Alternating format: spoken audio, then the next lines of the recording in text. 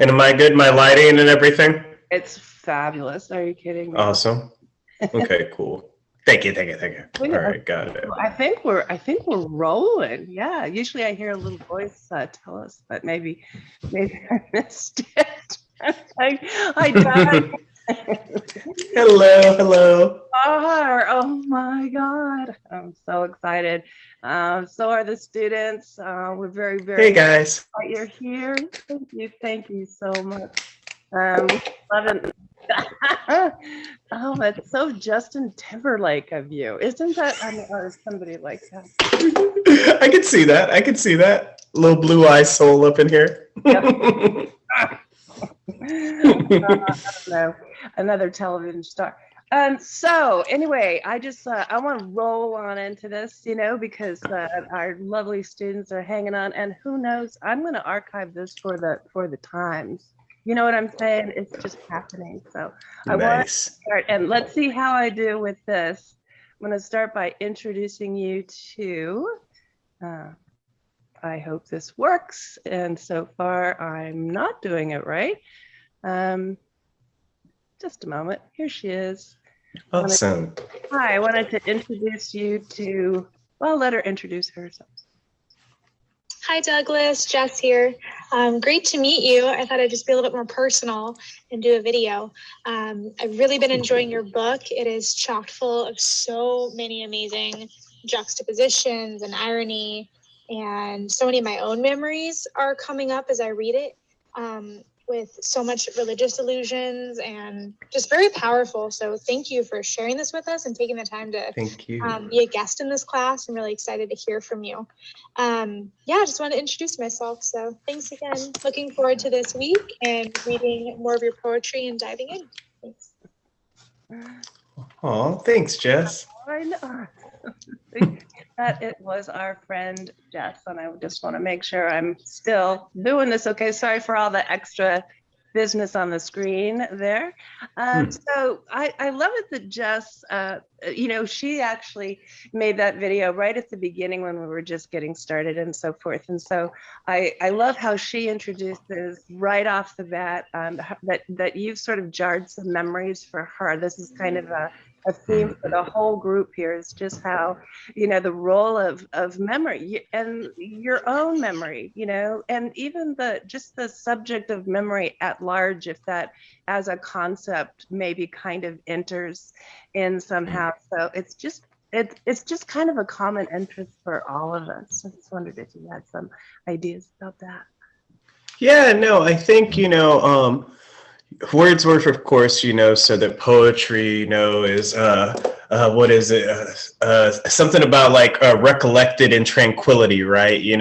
And feeling, spontaneous feeling, and then recollected in tranquility. And I think for me, one of the big things is that's kind of the site of every one of my poems. If I can have an image from my past, like the White River, or like my dad standing there with the cigarette hanging out of his mouth in overalls, or a past lover who didn't have any pinky toenails, like those kind of specific images, those things stick. But I think the other thing that's really important that I've really been wrestling with, especially since Testify and working on the new book, is the way that memory ends up being this kind of self-creation, that like almost always memory kind of ends up being at least a slight lie, that we kind of tell ourselves the story about our past self that we can now live with. And I think one of the things that really where Testify kind of became a book and not just my MFA thesis was when I start thinking about how I kind of have lied to myself about stories from my past. And I think, one of the key things is that I was always going like this. You did this to me. You dad, you Vet, you this, you this, you this. And I think one of the things where the book became more responsible, more mature, is when I start trying to think empathetically about the decisions that my father made, and then think about what I would do, and then think about how I remembered the situation, and then step to this situation from that, as far as like kind of narrative tools and narrative scope. And so for me with memory, I think it's a great place to start. But I also want to be free enough, and I always tell students this as well, to let the poem tell its own truth and tell a deeper truth than just like reportage. So like we want this to move beyond reportage. So like, for instance, there's a moment, and I can't remember exactly which poem, but in which the speaker's father gives him a gun. And in real life, that gun was given and says, your mama gonna send me to the penitentiary. So in real life, I was like 2 or 3. And the gun was given to my older brother, who was like, what, if I'm 2 or 3, he's 12 years older than me, 14. But like for the convenience and the truth of the poem and to punch you in the face for the poem and for the emotional truth that we're going at, the emotional resonance, like it like goes harder to say that like the gun was given to the speaker actually. But so like those kind of things of like respecting the truth of the poem more than what your memory is, because of understanding that memory is almost always a social construction or a construction for your own personal safety anyway. And so that's what one of the things I kind of been wrestling with about memory lately. Wow, that's incredible. So, and I mean, I try to touch on this too. It's hard to articulate, but you know, if we are thinking about memory as a truth or eventual truth, I guess, and I suppose the poem is a way into not just the memory is in the way into the poem, but the poem is a way to this new truth. How do you know?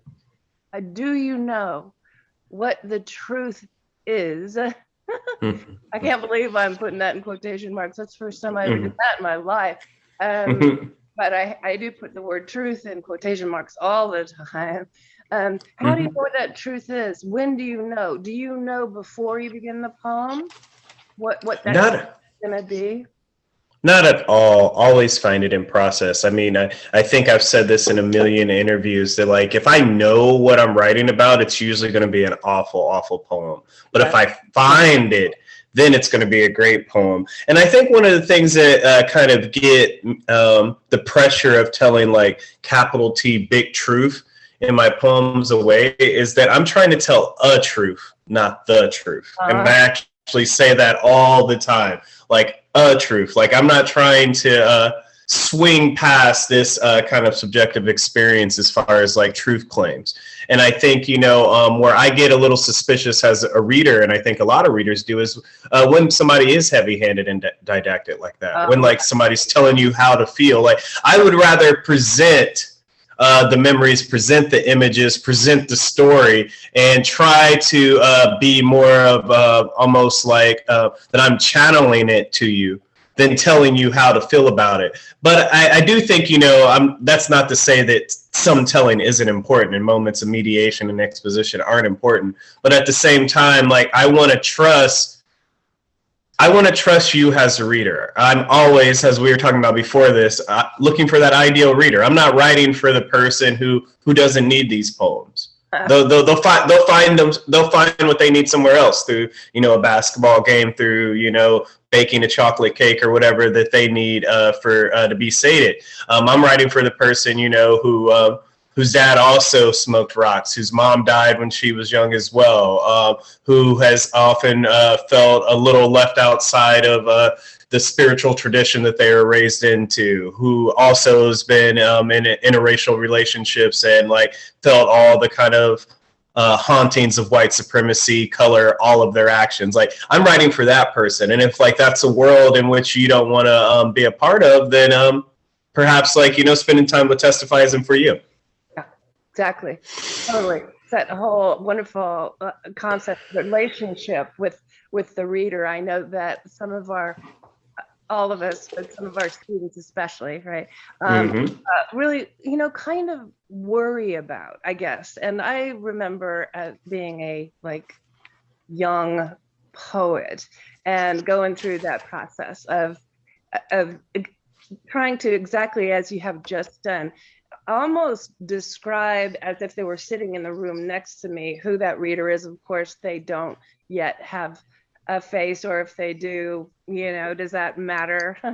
Does that look like mine, or does it look totally different than me, but are they still sitting in that chair? You know, it's just this really interesting relationship that we have when you sit down and stare at that page at 3 o'clock in the morning, you know, and just wondering who you're talking to, who you want to talk to right now, you know, who you want to connect with at that moment. I think that's really challenging, you know, for a fresh writer. And even sort of that ride is intriguing, because how often do we think about things like that? You know, when you're out in the world, is like, how do you even connect with those others? You know, what is the language that you want to use or create in order to connect with others? So I love it that, yeah, you have us thinking about that in a real way. It's kind of like, I think we need a concrete way, in a sense, to think about that. So yeah, thank you for that so much. Did you ever feel, and I think now I'm going to just paraphrase some of the questions, students, and I know you'll hear yourselves in these questions. Okay, if I don't refer to you by name, I'm just kind of thinking about what I know your concerns are. But do you always feel like that reader that you are, whatever, for lack of your words, connecting with, likes you? Oh, wow. Yeah, that's an interesting question. I think for any minoritized body, the idea of readership also takes on a different complexity. I think if you're a woman, or somebody who is queer, or somebody who's Black, Latinx, from the AAPI community, that you wonder if you're whose gaze you're writing for. And I think that's another thing that also is kind of haunting this conversation as well too. Like, for instance, with the notes section in the back of Testify, I went back and forth about that a million times. Like, if I'm already writing for Black folks or for the Black community, why do I need to tell anybody who Tupac Shakur is, right? But then at the same time, I want the book to be, you know, like, you know, the great Ceylon used to talk about a poem being like a handshake, right? And like, what kind of handshake do you want? Do you want to like be aggressive and like grip somebody's hand and where they never want to shake your hand again and you're just displaying your masculinity? Or do you like want to be like, you know, somebody who like has an inviting handshake? So I wanted the book to be open to everybody, but I really, really went back and forth. And I think a lot about like things that Toni Morrison said, where she would talk about like novels that she read by other Black folks, that she didn't feel like that they were talking to her because they would explain things that she already would know. Right. And so I thought a lot about that with Testify and with like kind of my ideal reader. And so within the text, I don't do that kind of explaining. But at the same time, when it comes back to imagining that body like that I'm writing for, I think I even in Testify have a moment where I say, I don't want to be leashed to reading this poem only on Martin Luther King Boulevard. And that was a line I went back and forth on if I was going to keep it in the book. A lot. And so I think for me, when I go thinking about readership, questions of race and power are also always coloring the conversation as well too.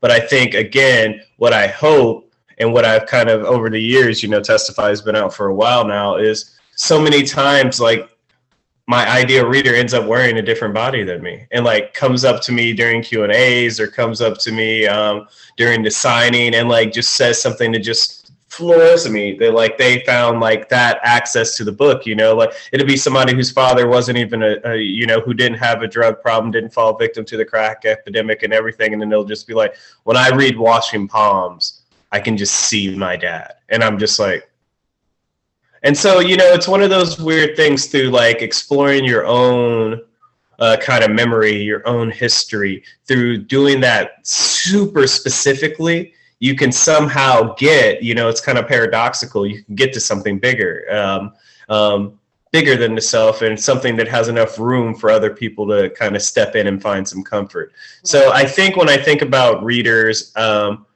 yes, of course, the politics of race and the politics of America are haunting my thoughts. But what I'd like, and of course, you know, the imagination isn't this like not polluted by politics space, but what I like to think is that I'm creating something that can exist in a space like that.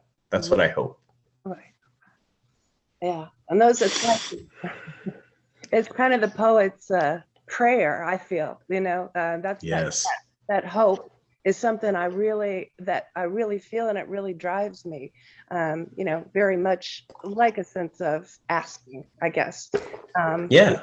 And so, I always get these chills when I talk to you, Doug. Oh, right back at you. Right back at you. You guys are lucky to have her. Seriously. One of my favorite first teachers, for real, for real. You guys are getting blessed up right now. Oh, that is so sweet. I don't think they even know that. I've been too shy to tell them that we go back like that, because I didn't want to make it about me. But thank you very much for mentioning that. I have a couple of actually pretty fun stories about you being my student. I don't know if you want me to tell them right now. That's really fun. But doing the famous orbital, right? What you're talking about, Kay. All right, so here we are. We're at this moment where it's 3 o'clock in the morning, and I don't know if that's our metaphor for time, and whatever we're staring at, our pad or our screen, or right. Or I know some people that it really works for them orally, orally. And I really love that, and I've tried that. I used to record a lot of my phone conversations illegally before it was even like, what's her name, Linda Tripp or whatever. Just because I loved listening to the patterns and the rhythms of speech, especially when people are talking and they're talking without awareness really of talking, and I would notice that on the phone, and that's would go on the telephone, they're sort of relaxed and they're just going blah blah blah blah blah, and it would become almost like a circle. But then when I'd go back and I'd listen to the recording, I would just go, wow, all these like cool patterns were emerging with the sound of our voices and the way we were locking into each other's thoughts, and these little, it was often circular, but it was also kind of a spiral as well, I started noticing. And then I would take that vibe and try to recreate it in some way for me on my pad, So I'm referring right now to a type of craft, right? Or process, like how do I work with that? That is not prose. That is not like John Updike right there, Not at all. It's not Philip Roth, man. So, so my point in this ramble is that a lot of us are talking right now just about craft and how we create a kind of speech pattern on the page, if it's okay to call it that, just for the of this long-winded metaphor. When you're working with something like line, for example, specifically, which is something we're obsessed with in our class. Yes, because I asked us to be. How do you just like look at your lines as you're crafting them, as the father of lines? I mean, how do you see them as they become? Do you see that, or do you do that after they've become something at first? Or so my process is, let me grab my not taking notes, but my writing journal. So my process is to write longhand without lineation first. Love that. And I just write. And I try to do that as often as I can. If life's going well, that happens anywhere from 30 minutes to 2 hours a day. But if life becomes the things that life often does, sometimes I can get down to 5 minutes. Sometimes I can get down to once every 2 days, right? Of just writing about observations, but really just trying to spend time with language. And oftentimes I'm going to come back to memory, to, you know, memory being the site of that. I'm also kind of locked into place as well, like being a poet of place as well. Like I think back to like certain memories come from Anderson. But when it comes to lineation strategies, another thing that I want to kind of introduce, and I know you and I have talked about this before, is that like with lineation, you're like a poem's an experience in the body.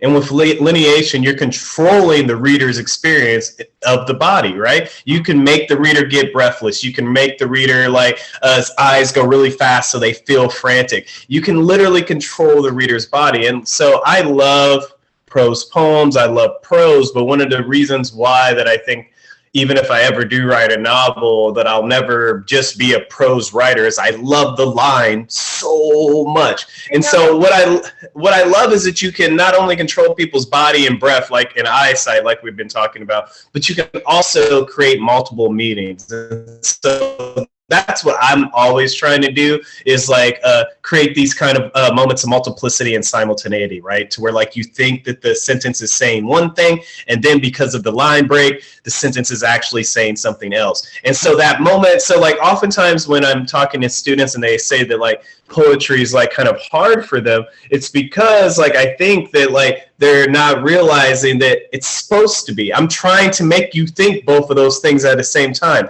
It's not that I'm trying to be mean. I'm trying to show you the meaning possibilities that are here within this signification moment. And so again, what I'm trying to do with line breaks is I'm trying to have line integrity. I'm trying to have lines that can be just grabbed out and read out loud. That's one level that I'm trying to do. That it's like a complete thought, a whole line, if you will. But the other thing that I'm trying to do is play with your meaning making. And that's what I'm talking about right now. Just again, that like you're reading along, and this often happens by having let's say you're close to the end of the line, like any kind of pause close to the end of the line, and then starting a new line. So anytime you guys see like a period and close to the end of a line, and then like I barely start another sentence, that's because I'm playing with your expectations of what happened in that one sentence. So that's a move that you guys can do all the time. And honestly, it's kind of a tick. Like once you start doing it, that you have to low-key stop. Like I have to stop myself from doing that. And another cool thing that it does is it makes your line run into the next one. So it gives this momentum. Like a lot of things that a lot of people and readers and critics and interviewers often say that my work has a lot of momentum and velocity. And usually I'm creating it through that, of starting a new line at the end of the previous line, like starting that like kind of vocal phrase, if you will. So those are the things that I'm really on, is, you know, line integrity. Is it like a whole thought? And how can I play with meaning to get you to think more than one thing at one time, to where like it'd be like you'll be reading something and you'll think that the reader is drinking a cup of coffee, but they're actually drinking the sunshine with their eyes that's coming through the morning, you know? And so like if I can just make you go, for 1 second, think it means this. And what that again does is get you to pay attention. This isn't me trying to be mean to you. This is me trying to make you pay attention. Because again, when poems are difficult, or not more difficult, but harder to enter, that's sometimes the thing that's happening, is that I'm forcing you to go slower. I'm forcing you to consider multiple things at one time. And I think the other trick that I'll add about lineation that has always served me well is really starting and ending each line with strong words. Of course, there's a reason to, you know, break on prepositions and break on conjunctions. But I've always kind of been, and, you know, this is especially popular within the Black arts movement. And then Cherita Olds, of course, like was known for just and is known for just breaking on, you know, what we would call small words. But for me, when you really, really have those like kind of dinger words, verbs and nouns on the end of each line, there really is some kind of stick. That's another thing I'm trying to do. Get that little punch, get that punch. So whenever you can go stresses and plosives, and again, powerful verbs and nouns on each side, that's when another lineation. So I think the three things that are happening for me with a line is, can I grab that line out of the poem and read it out loud and mean something? Mm-hmm. And I literally went through my whole, like you can almost go through all of Testify, and I would wager that every line you can do that, because that's how much pressure I put on it. Right. And then the other one is, can I make you think the line means something else, but it really means this? And then and then I think the final thing besides making sure that is again the inwards. Okay. Yeah. Both sides. Yep, both sides. Yeah. Awesome. That is just such truth there, and that's not in quotation marks. Echoes a lot of how I feel. I remember talking about lines with John Anderson, who's one of my mentors back in the old days, and it was so funny because we started to riff on that. Like, you can have this moment, I think, sometimes as a new poet, fresh poet, right, where you're able to think about it out loud or talk about it with somebody in terms of the beauty of lines and phrases, and then you realize you're getting even more deeply into it, sort of linguistically and morphologically and phonologically, and we started riffing on syllables. We were really starting to get excited about just the treasures that we found in syllables, which of course speaks often to the olden days and the syllabics and stresses and so forth that were so important to our forebrothers and sisters. So I wonder if you feel that too, just in terms of actual parts of words as well, and if that's if that's more of a sound thing for us, because I don't know the answer to this at all. I don't know if I'm a better musician than I think I am, because I feel like I love music, but I feel like I'm tone deaf in a lot of ways. I don't really get a lot of the basics of music making. But when I'm really looking at my lines and my phrases in my poems, I start feeling these sounds, I think. I don't know if I'm asking a really, obscure question or not, but No, not at all. do you feel that? No, I feel you.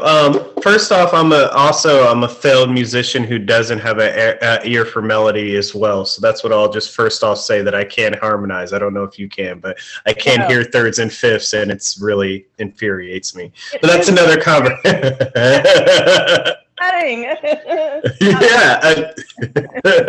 But no, as far as like syllabics and like that kind of systems, what I will say is that I can usually, through modes of repetition, be able to kind of hear my turns of phrases. Or like I can kind of hear a little kind of rhythm of the ba-bump, ba-bump, and like want to recreate that. And so so much of what I end up doing sonically when it comes to that is just parallelism. Like just kind of creating sentences in the same fashion with different words and seeing how that plays off. So I think for me, that's when I kind of get close to syllabics. I know like some writers, who always want to make sure that they, in like an odd number of lines so that they don't fall into like an odd number of syllables rather, so they don't fall into iambic pentameter, kind of like to push past those kind of norms. But for me, it's more of like, and I really dig you using like vocal phrasing. Like for me, like certain little like turns of phrase, like let me think of a poem from Testify. So what's one that we can do? Let me go grab the book. Boop, boop, boop. Come on mine. Yeah, no. And I mean, we can just start from like the get-go. So you better rap, my brother says, right? So that you better rap, comma, and then that caesure in the middle. Look how I have a caesure in the middle of the next line. Says he can. You feel me? So like that was me just putting that pause in the middle again. So that's often what I do, is like I make a pattern and then let's play it one more time. Let's see what it feels like, only with different things, right? And then after that, what you'll notice is I have two end stop lines. So I had the caesure in the middle twice. Then after that, I played two end stop lines with the pause at the end of the line. And so again, I try to just I try to make a kind of vocal phrasing happen once, see what it sounds like, and play it again with a different kind of content, and then see what that sounds like. And if I dig it, I want to stay in that pocket. But then if not, I want to go somewhere else. And that's kind of the freedom of what of this game when you're not writing, in fixed form. And so, yeah, I'm just listening. And I think another thing, and you got at this too, and I think some of the questions that I looked at got at this. I'm just always, because when you were talking about the phone, I'm always listening to people, like I'm from a family of just the dopest storytellers. Like my auntie and my dad can like tell you about like going to get gas and do so in an entertaining fashion. Like you just told me you were going to the village pantry, and like you told me that in the most compelling manner of all time. So I think a lot of it is me just trying to get close to ways my father speaks, ways my aunties speak, ways that people around me who raised me up speak. I mean, I think there's two kind of driving forces between my poetic language, kind of the language of school and me doing well in school, and the poems that I was given from the Western canon and the literature I was given from the Western canon, and then also the language of people who sell crack cocaine and stay up all night for 3 or 4 days in a row, and people who the underbelly of life and drugs are their real life and gambling. And so like the way that they talk to each other. So like always when people say they like my work, they talk about that. It's a negotiation of diction. So I think that also kind of controls my lineation strategies as well. And what I think about craft when it comes to like syllabics, like I'm hearing the way my daddy would say things, which would also not necessarily use proper English, which would definitely give me a different kind of pronunciation of certain things as well. I mean, sure. And not only pronunciation, but again, like rhythms, Yes. And I mean, I just love thinking about things like that. And then again, going back to that moment on the page of like, suddenly having that awareness of how it sounds, and whether you feel like duplicating that or even sort of, what do I want to say, capitalizing upon it, somehow, maximizing the interesting intonation there and just making that the focus of the line for the moment, and the way that we do that, and how much awareness we have of that, how much attention we want to draw to it, is all stuff we think about, or that I think about, when I'm in the midst of a line. Yes. I love it. But this doesn't happen in the generation stage for me. Like this happened, like for me at least. And I know some poets just write out lines and like sit down and write a damn poem. Like I write almost all poems in parts. Like again, there's journal entries of writing exercises I do, or inspired by poems or language that just comes to me. Like right now, I'm obsessed with my hibiscus plants outside. So like I'm always like they come almost every time I journal. They come in just because like I want them to flower and live, even though they only have one bud on them right now, and that's a sad conversation.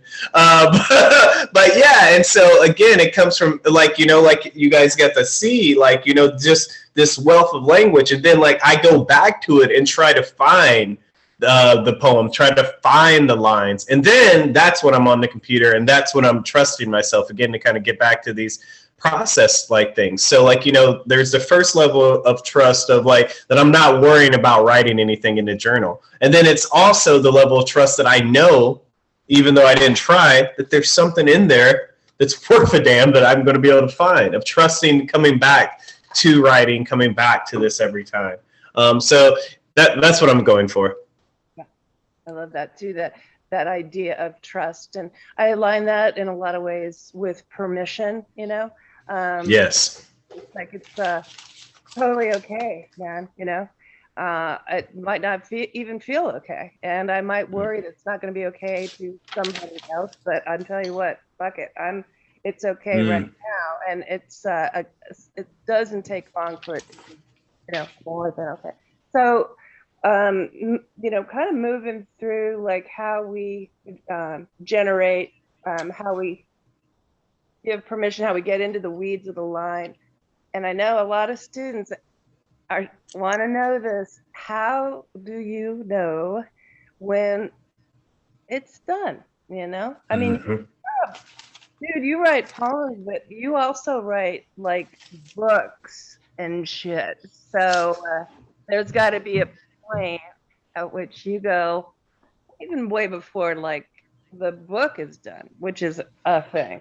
But when is the poem done, Doug?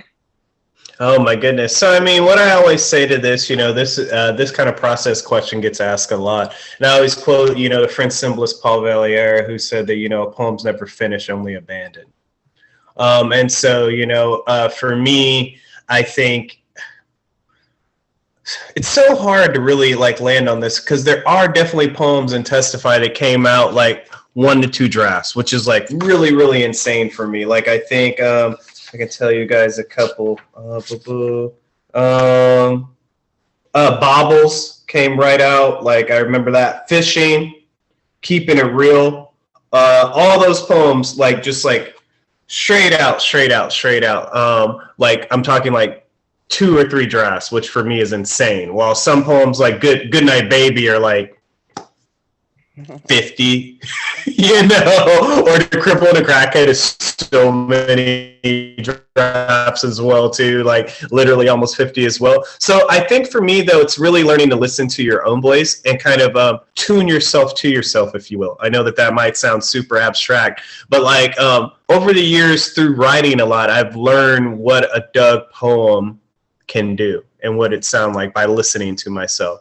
So I think for me, I don't want to know what I'm writing about, but I know what kind of feeling that I want to evoke usually. And so like when I get as close as I can, like, Yusef Komunyakaa said a poem should, insinuate its truth, right? Insinuate. So I'm always trying to tell it a little slant. So when I get adjacent to where I'm getting to, not there, but when I get adjacent, that's when I start getting excited. And that's when I know that the poem's about to be over. Like when I'm right next to it, I don't need to be on top of it, right? That's problematic. That's 2 on the head. But like when I'm right here, that's when it's really hitting. So I think that's a good way to think about it. And I think the other thing is because I'm so into telling stories, sometimes the story just falls out. And then the story's over, and then it's like, well, what's the best way that I can leave the reader? I'm always thinking about, and this goes back to one of our original things we were talking about today, is like your relationship to the reader. And like, especially for Testify, I really wanted it to be a readable book. I wanted it to be a book that was like something that like anybody can pick up. Anybody. This isn't a poet's book, I wanted this to be readable. So a lot of times it was like, okay, that narrative's over. How should I leave the reader? Should I leave them with an image that speaks for the whole piece? Should I leave them with this kind of sonic flair through like uses of like, anaphora and epistrophe and repetition to where like you can see it lifting like a speech like by Martin Luther King or whatever, Winston Churchill, whatever kind of tradition you want to come from. Or do I want to leave it to where like the door is a little open so that you can like see into the next poem or to the next idea? And I think each story demands a different ending, demands a different way to get out of it. So that's the other thing to be able to find it. Sometimes it is about just like opening that crack to the next one. And honestly, that's how I kind of found my next book was with The Cripple and the Crackhead, is that was like a little opening because I was like, oh my God, because, the speaker seeing their parents be in love actually instead of like hating each other, like led me to think to myself that like, what was it like for them to get together? What was their life like? And so that's what Treble Funk is a prequel really to Testify. It's like the speaker of Testify imagining the world that, his parents got together with and how they fell in love and everything. So that's another way. Again, so I think the 3 main kind of exit strategies for me is like the arresting image that speaks not just for the content of the poem, but just overall. And then I think besides the arresting image, can I have the kind of rhetorical flair through parallelism that like I almost build to where, and this is also like from spoken word scene and kind of hip hop stuff of like how I want to like just land this, that you feel this, you feel me? Like almost like a speech. And then that door, that little crack. Like that little door of like, or another way to think about this, prose writers say this all the time too. And of course my undergrad degrees in prose, in fiction rather, fiction writers always talk about this, that you can see the next day. The ending, like not that you can see everything, not the character's whole world for 20 years, but in your head, when this ends, you know what tomorrow looks like.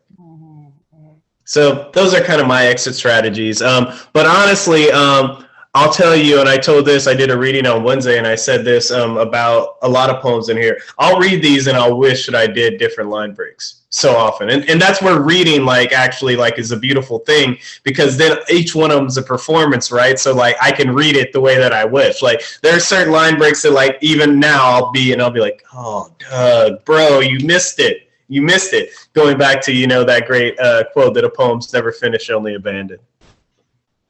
When I was a junior, when I can't even remember which was. I was a big fan of the poet John Mott, right? Who was being a quote bad poet, kept being called that, and so he finally decided to run with that.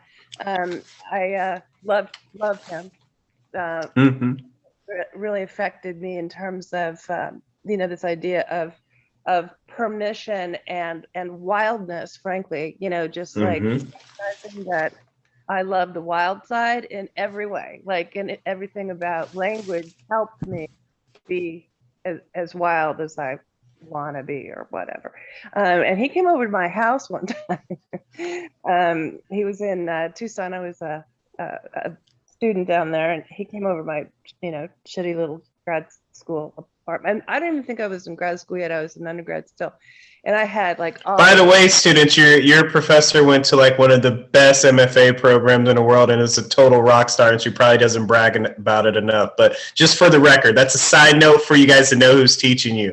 Seriously, Google your professor sometimes, guys. Okay, go ahead. Sorry, I got to do that because I know you would never, Becky. I wouldn't, and I don't edit these either, so I'm okay. I'm going to turn totally red. Oh my God. Google her. That almost sounds like something you do in the bathroom, Oh God. I'm going to go Google her and wash my teeth and smoke a cigarette. Oh my God. Hey, what it is. So, Bill Knott comes over to my house, and I've already, gotten over my intense freak out about hanging out with him because he's just so chill. And I go, well, I've got all your books, and and he starts going through what I thought was my other books, because I was kind of proud of my poetry collection and stuff. And a lot of books I had stolen, which I had later felt really guilty about, and tried to somehow make amends and go back and actually gave cash dollars to some poets like Diane Ackerman and Sharon Olds. Oh. Yusef, I gave him $5. I bought Yusef a drink because I told him I'd stolen one of his books. I love that. And he dug it too. He thought it was good. Thought that was fair. He thought it was totally fair. So Bill pulls down one of his books, and it's actually one of his more famous books called the Naomi Poems. And oh yeah. And he grabs a pen. It's not even a pencil. And I look and I go, "What are you doing?" And he was editing his poems. Oh gosh. Out of the book off my bookshelf. And he was just I can't. And he was doing it a lot. It wasn't just they made it. Sometimes, people find, Tony Copeland found a typo in one of his poems in my house, and he went insane, and it was a bad one. It was beer instead of deer. And no.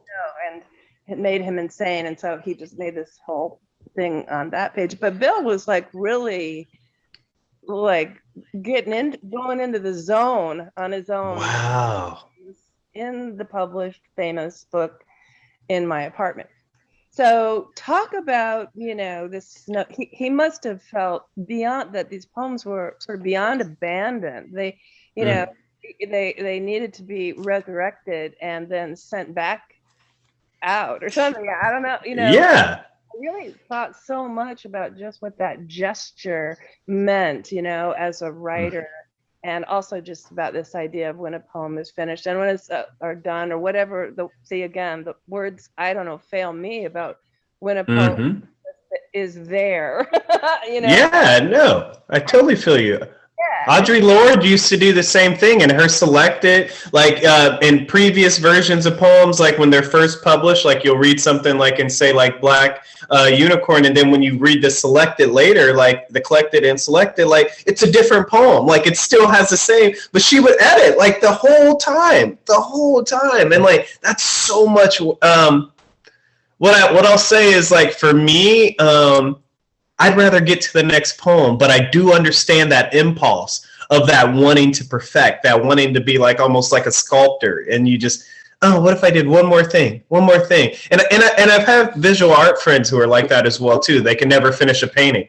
Like literally I've seen them like go back to a painting and literally just do like one weird kind of stroke and then just step back, which is probably the equivalent of me like, moving this one word over and being like, and then being like, no.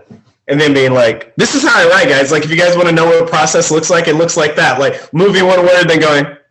Yeah, it does. And reading it like 35,000 times and then going, and then saying it aloud. I'll walk around the room saying it aloud, being like, we'll grab a random one like, what memory of my dead. Oh, yeah, that's a nasty line break. That's one I wouldn't change on Pray to This. The first line in the first section is, wet memory of my dead, line break, mother's voice. Oh, I love those kind. And that's an example of what we were talking about where I make you think more than one thing, right? For 1 second, you think it's like dead totally. Like all of the dead that are in my life, all my ancestors, right? Wet memory of my dead, line break, mother's voice, a soaked residue. What I remember is flux before the fall. Off the cliff, no.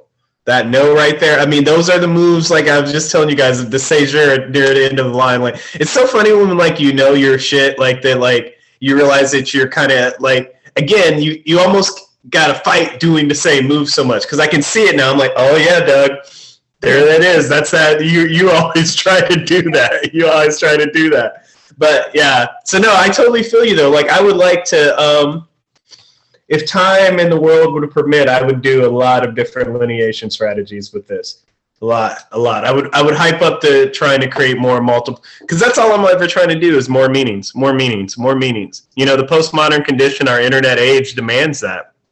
I always say that, like, so many different systems of signification are working on us, like we're checking our phone, like y'all students probably during this, while you watch this, didn't look at your phone 34 times, you didn't look at the TV 16 times, you didn't had a side conversation with your roommate, then it came around. Like this is the postmodern condition, multiplicity, and honestly, to be real, you guys are probably also playing a game on your computer at the same time as well too. I know y'all, because we do similar things. So like, yeah, I want my poetry to hit you so many ways that you don't have time in your brain or space to be able to play like that. So that's why I'm doing that.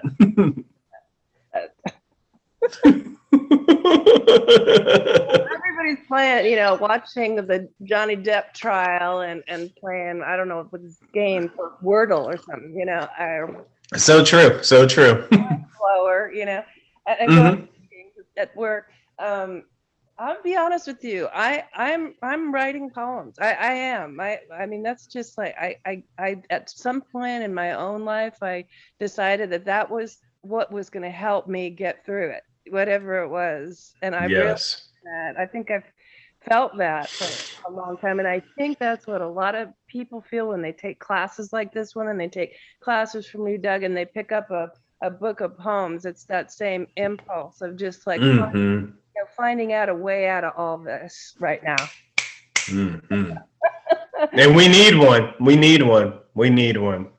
It really works. I mean, it works for me, but it's problematic. It's not like the answer, it's not like going, oh good, I can write a poem and I won't grieve over my partner who died from cancer, that it doesn't work like that, what Frost say, it's a momentary stay against madness, right?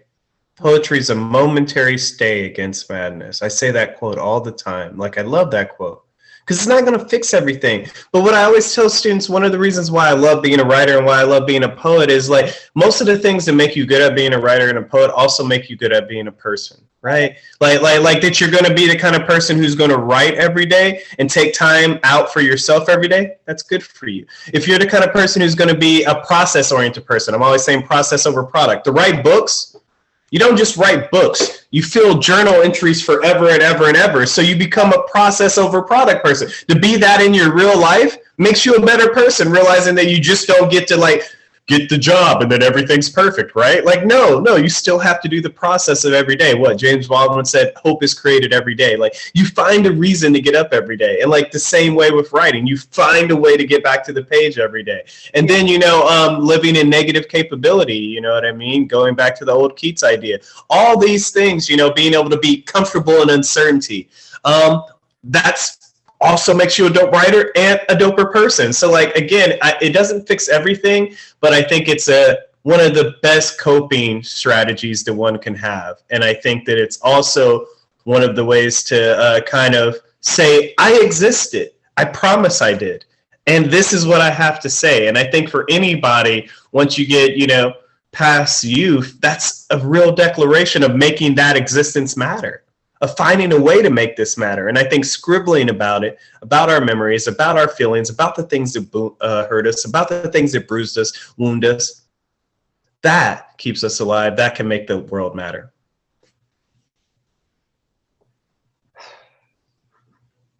Doug Manuel. Hmm. And, I've got to write a poem now because I have no words on hand to thank you for hanging with us today on this fine day. Wow. Oh. Man, thank you so very much on behalf of all of us. I'm just so glad to know you. I'm so glad to share you with the world, but I'm glad you share yourself more than anything. No, thank you guys for reading my work. Honestly, all y'all. I mean, I only got to meet you, Jess, but visually, but all you guys, seriously, it really means the world to me. The big joke that I always say, and Becky's heard me say this a million times, is that you guys care about things that I scribbled at 3 a.m. Like, really, is just so humbling, so humbling. So just thank y'all so much. And I saw some of the stuff y'all been saying about my work. It really, for you to give my work that much attention and that much care, just means so very much to me. In so many ways, I'm still that little kid in elementary school at St. Mary's who everybody made fun of for stuttering, who had really big glasses. So like the point that I like get to, and whose dad was, a drug abuser and mom was about to die. So yeah, man, like to be loved like this and cared about through my work, just so much, y'all. So thank you. Seriously, I mean it, y'all. I want to take us out, Doug. Thank you so much.